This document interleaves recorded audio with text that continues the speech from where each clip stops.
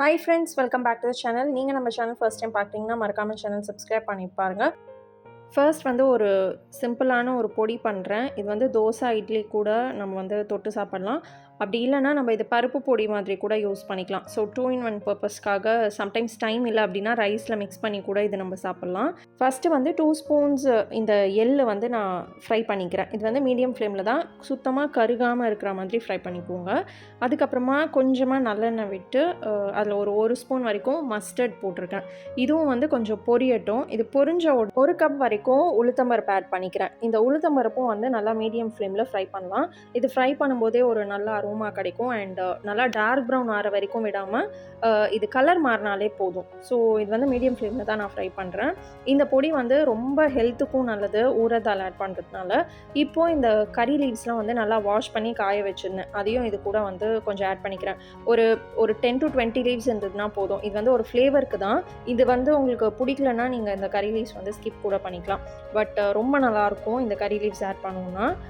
இப்போ வந்து light brown கலராக மாறிடுச்சா, ஸோ அதை வந்து நம்ம ஆற வச்சிடலாம் அரைக்கிறதுக்கு முன்னாடி. இப்போது இந்த மாதிரி ஒரு கப்லேயோ இல்லைனா பவுலில் பிளேட்டில் எதில் வேணாலும் போட்டு ஃபேன் கடியிலையோ இல்லைனா இந்த மாதிரி லைட்டாக மிக்ஸ் பண்ணி விட்டுக்கலாம். அதுக்கப்புறமா வந்து இந்த சன்னா தால் 1/2 கப் நான் எடுத்திருக்கேன். இந்த சன்னா தாலுமே வந்து நம்மளுக்கு ஹெல்த்துக்கு ரொம்பவே நல்லது. ஸோ இது வந்து ஒரு 2 in 1 பர்பஸ்க்கு தான். நம்மளுக்கு வந்து டைமே இல்லை மார்னிங் ஹார்ஸில் அப்படின்னா கூட நம்ம சட்னிலாம் பண்ணுறதுக்கே டைம் இல்லைன்னா கூட தோசைக்கெலாம் வந்து நம்ம இது தொட்டுக்கலாம். ரொம்ப நல்லாயிருக்கும். இது ஃப்ரை பண்ணும்போதே நான் கொஞ்சம் பெருங்காயமும் ஆட் பண்ணியிருக்கேன்.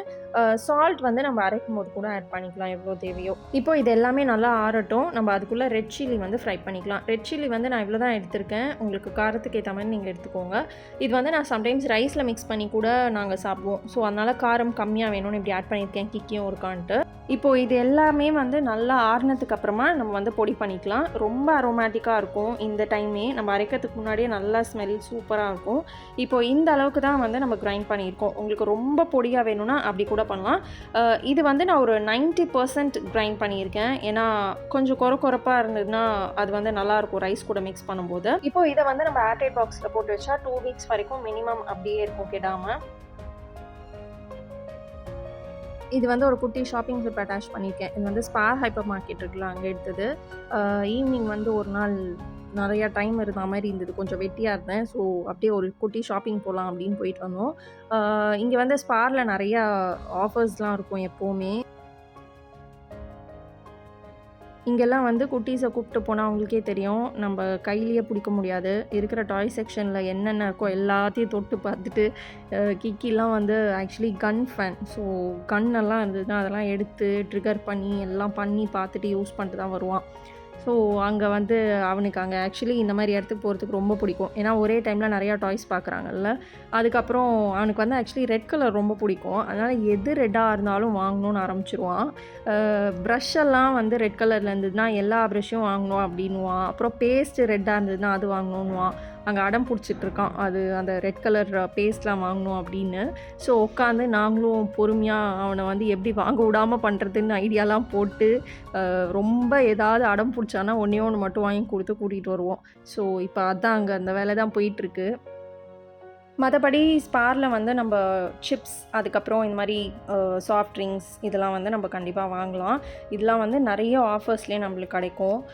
அதுக்கப்புறம் குட்டீஸ்க்கெலாம் வந்து பிஸ்கெட்ஸ்லாம் நம்ம நிறையா வாங்கி வைக்கிறோம், ஸ்கூலுக்கெலாம் வந்து கொடுத்து அனுப்புகிறோம் அப்படின்னா இங்கே வந்து வாங்கலாம்.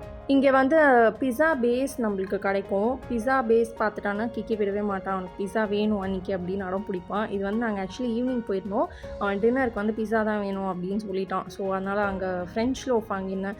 ஃப்ரெஞ்ச் லோஃப் பிராண்ட் வந்து எங்களுக்கு ரொம்ப பிடிக்கும். ஏன்னா அது ரொம்ப சாஃப்டாக இருக்கும் மற்ற பிராண்ட்ஸ் கம்பேர் பண்ணும்போது. நீங்களும் ஃப்ரெஞ்ச் லோஃப் ட்ரை பண்ணியிருந்தீங்கன்னா சொல்லுங்கள் கமெண்ட்டில் எப்படி இருக்கும் அப்படின்ட்டு. ஸோ ரொம்ப சாஃப்டாக நல்லாவே இருக்கும். அதில் நம்ம ஈஸியாக பண்ணலாம். பிகினர்ஸ் கூட அந்த பிஸா பண்ணலாம். அவ்வளோ ஈஸியான ஒரு பிஸா. ஸோ வீட்டில் போய் நான் அதான் பண்ண போகிறேன்.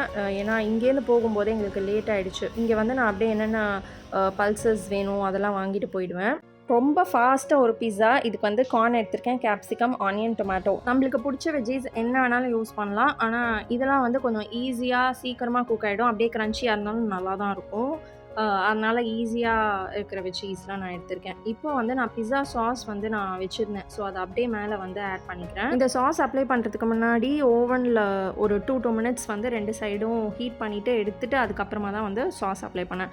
இதுக்கு மேலே வந்து நான் டைஸ்டு சீஸ் யூஸ் பண்ணுறேன். இது ரொம்ப ஈஸி. நம்மளுக்கு கையில் கிரேட் பண்ணி எடுக்கணும் அப்படின்ற அவசியம் கூட இல்லை. ஆல்ரெடி கிரேட்டட் தான். ரொம்ப ஈஸியாக இருக்கும். இதெல்லாம் வந்து யூஸ் பண்ணோன்னா சீக்கிரமாக வந்து வேலையும் முடியும். ஸோ டாப்பிங்ஸ்லாம் பண்ணியாச்சு.